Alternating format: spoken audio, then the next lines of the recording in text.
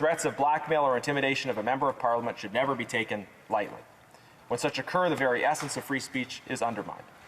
Without the guarantee of freedom of speech, no member of Parliament can do his duty as expected." End of quote. All of these past cases involved a threat from a person who did not have parliamentary access. Mr. Smith is currently an accredited member of the Parliamentary Press Gallery, which gives him relatively unfettered access to the Hill. He may be up there in the press gallery sometime today. He may follow me in the halls or hang around outside our caucus room waiting for me. I should not have to consider whether or not I will encounter someone who has made a threat to me in the halls of Parliament.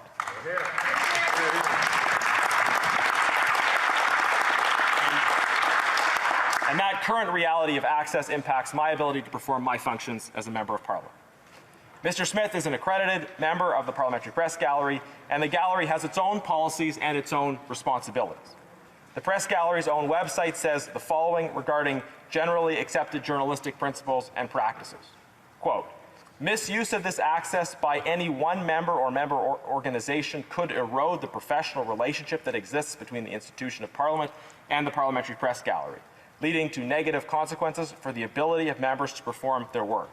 As a result, accreditation is a privilege, not a right." End of quote. Madam Speaker, you have a responsibility to protect the rights of members, and I have no doubt that you will discharge that responsibility promptly and properly. The Press Gallery also has responsibilities, and I'd like to see the gallery take swift action to revoke Mr. Smith's privileges. This is an opportunity for the gallery to show that they do take seriously the issue of threats made against public officials. At the very least, Mr. Smith's privileges should be immediately suspended pending further review. I do not want to see a person who has made threats against me in the gallery anytime, today or in the future.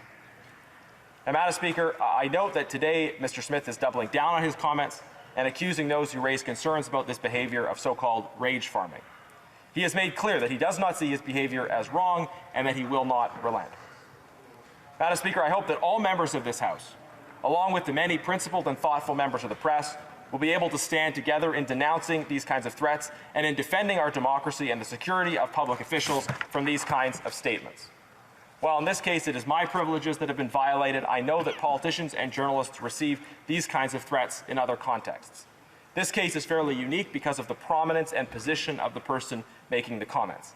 And when people like Mr. Smith make comments like this, it gives other people a feeling of license to behave in the same way. Under these circumstances, and for the good of all members, the Press Gallery and the House must take a clear stand. Madam Speaker, if you find this to be a prima facie question of privilege, I am prepared to move the appropriate motion. Thank you.